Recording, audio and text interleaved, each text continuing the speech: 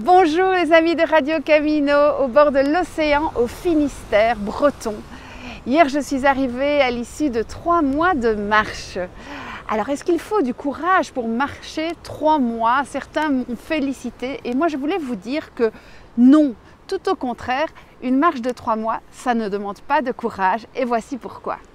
Le premier moment qui peut peut-être paraître le plus difficile, c'est le départ. Alors dans mon cas, vraiment ce départ a été très facile. J'avais extrêmement mal vécu la période de confinement. J'avais beaucoup travaillé, je m'étais battue et j'étais à la limite de l'explosion.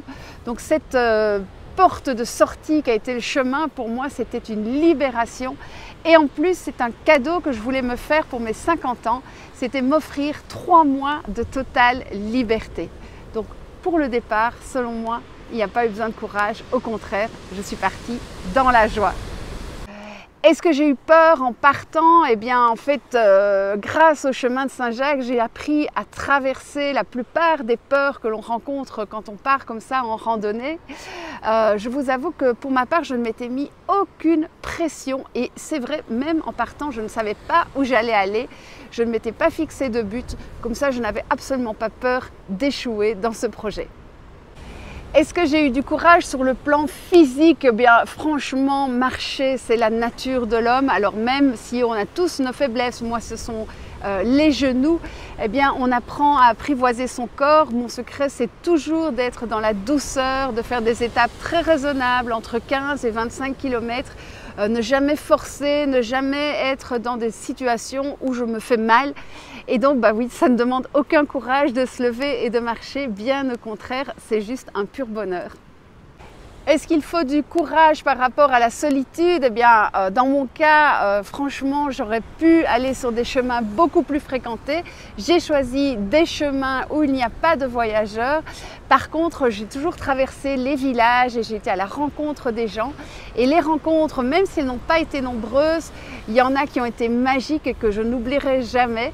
Et ça a suffi pour vraiment combler tout sentiment de solitude que j'aurais pu ressentir sur ce chemin. Ce qui m'a porté sur ce chemin, d'abord c'était que c'était un chemin tout à fait particulier, un chemin initiatique. Aller vers le Mont Saint-Michel qui est un véritable aimant à pèlerins, c'était quelque part une force qui me tirait et j'avais vraiment l'impression d'être poussée dans le dos ou d'être tirée vers l'avant. Et puis il y a cette joie de découvrir tous les jours quelque chose de nouveau, de tracer sa route, d'aller vers l'inconnu, de n'avoir que de bonnes surprises finalement.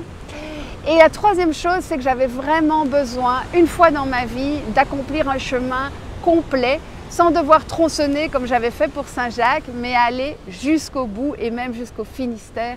Et ça m'a vraiment donné l'envie d'aller jusqu'au bout de ce chemin sans m'arrêter. Alors quand même, j'ai eu des moments difficiles, des moments de découragement. D'abord parce que partir loin de sa famille pendant 3 mois, c'est pas évident, même si je me répète toujours que nos enfants ne sont pas nos enfants. Ils nous sont confiés et il faut aussi leur donner de la liberté, ce qui m'a permis d'en prendre également. Il y a eu des journées difficiles, des journées où je faisais aucune rencontre. Alors ça, c'était parfois un petit peu dur, mais le soir, en dernière minute ou le lendemain matin, il y avait une rencontre magique à la clé et donc ça compensait.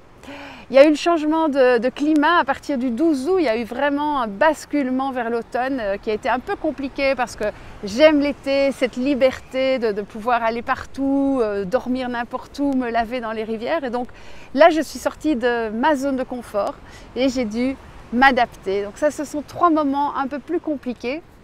Ce qui a été aussi difficile, c'est que je n'avais pas un tracé précis du chemin et malgré tout, quand je quittais la ligne que je m'étais fixée au départ, je perdais le sens, je perdais l'énergie, j'avais un peu l'impression d'errer et c'était peut-être la chose la plus inconfortable sur ce chemin. Heureusement, j'avais des bons guides qui m'ont remise sur la bonne piste à plusieurs reprises et donc j'ai repris la route. Maintenant, si je peux vous faire une confidence, oui, ce qui est le plus dur, c'est d'arrêter. Et je suis contente d'être au bord de l'océan parce que je sais que je ne pourrai pas aller plus loin et que maintenant, je vais faire demi-tour et je vais rentrer chez moi.